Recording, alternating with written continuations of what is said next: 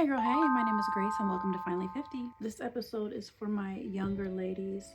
Y'all, if you're in your 30s, mid to late 30s, please, and I'm begging you, get your hormone panel, get your hormones checked. In perimenopause, every month, your estrogen is wildly moving all over the place. You're having hormone spikes or hormone depletions.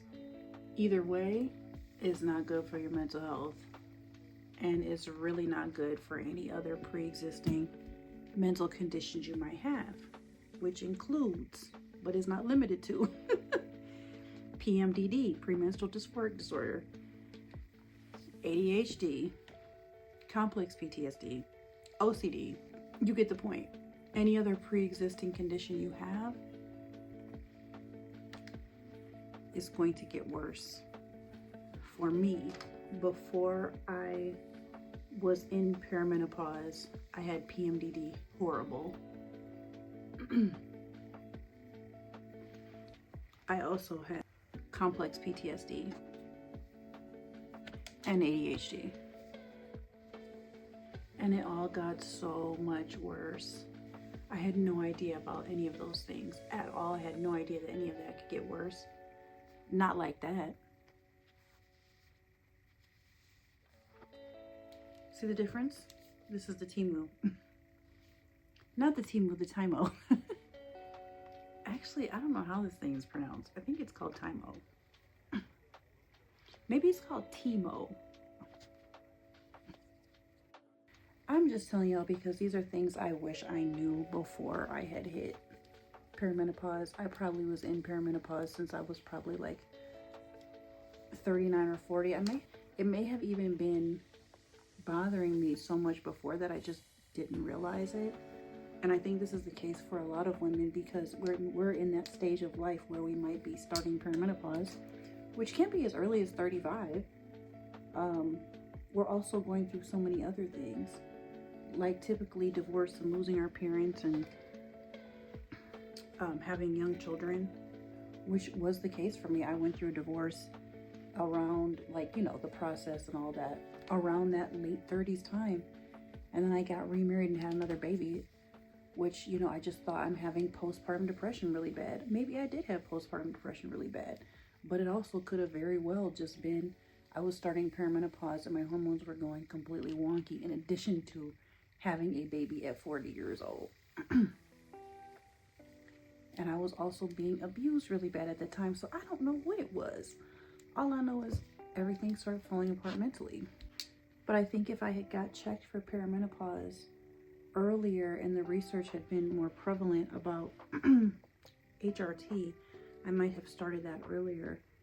And the reason this is coming up for me now is because I just realized this is the first winter in several winters that I have not been like ongoing depressed and feeling like I want to unalive myself. And this is and I was thinking, I wonder what the difference is. And then it hit me just like a day or two ago. This is the first winter that I've ever been on hormone replacement therapy for estrogen. I do get progesterone through the IUD I have. It's the progesterone. It's the one with progesterone. Is that how you say it? Progesterone? Progesterone? I don't know. And so now I only have one day a month that I want to unalive myself, as opposed to 7 days, 10 days, half the month, or even the whole month. Also, I live in Michigan, where there's not a lot of sunshine for the winter, and so that can be a really big drag on my mental health, like a really, really, really big drag. So I had put that up on Facebook, like, wow, this is the first winter where I haven't wanted to unalive myself or had like deep, deep, deep feelings of depression, debilitating depression. And then like the next day, literally the next day after I posted that on Facebook, I had a day where I just felt like I wanted to unalive myself. And I did not know that it was the day before my period. I had no idea because I just based on how, I was going to sound crazy, but just sometimes based on how horny I am, I thought I was ovulating. And so it did not really occur to me.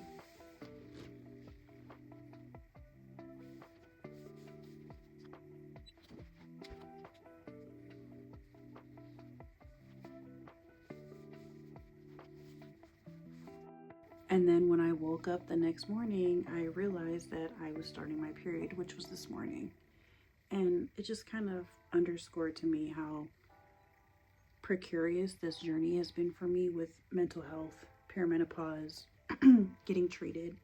And I just wanted to put out a little something for my younger sisters, like, this is really serious, and more women unalive themselves during the season that they're in perimenopause and menopause and any other stage in your life, and that you could be someone like me who has been deeply affected and paralyzed mental health wise by this whole journey. I just realized my background is so messy. I could have hid it a little bit. I could have tried to hide it, but it's too late, y'all. My bedroom is messy. And that's where I record my podcast. That's my little podcast recording studio over there.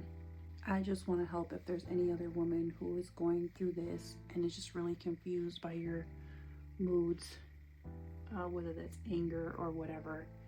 Anger, sadness, debilitating sadness. It could be it's worth looking into.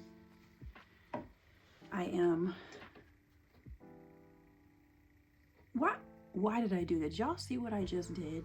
I put this doggone curling iron next to my face to see if it was hot enough. That was the stupidest thing I ever did in my life. What if I had accidentally touched my face? Okay. Anyway, y'all, yes, I am curling my hair at 11 o'clock at night. I'm about to put it in flexi rods after this. I'm just trying to see if it will hold because I'm going to a dinner tomorrow night. I don't really like this curling iron. It does no... Anyway, and typically for me, when I experience PMDD, it's like I will wake up the next day and everything will be totally fine. And that's what happened today. I realized I was on my period. I woke up and I was just like, oh, yeah, I'm feeling okay. Like, now I know I'm on my period. The hopelessness went away. But I did the research and I realized, like a lot of women, that HRT is not this big scary thing they made it out to be. It's really helpful for women, and it is something that is life-saving. Oops, did I just turn it off? So younger women, get your hormone panel. Make sure you're doing everything you can to fight for your mental health, because these doctors out here will not fight for you. And a lot of them don't even understand perimenopause or the kind of things that it does to our body. I love y'all, and I'll see you in the next one. Bye. All right, y'all, my phone is dying, but felt like y'all might want to. I did all of that straightening and curling. I think for nothing, but I am going to wrap this up, and I'm hoping tomorrow that it will hold a curl a little bit better. I mean, it's still kind of pretty right now. I mean, it's pretty enough. Let's hope tomorrow it will hold. After I wrap it up, it will hold the curl.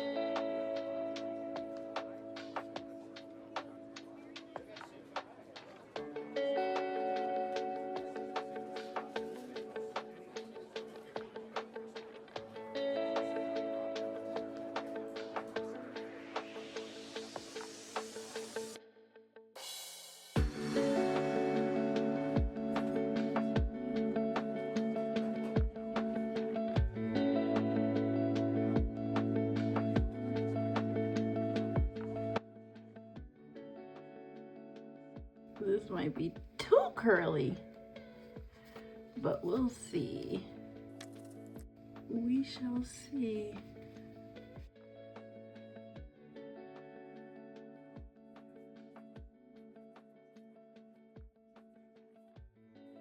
This is the final look, by the way, after I took the flexi rods out and combed it out, teased it. Let me show you a natural light.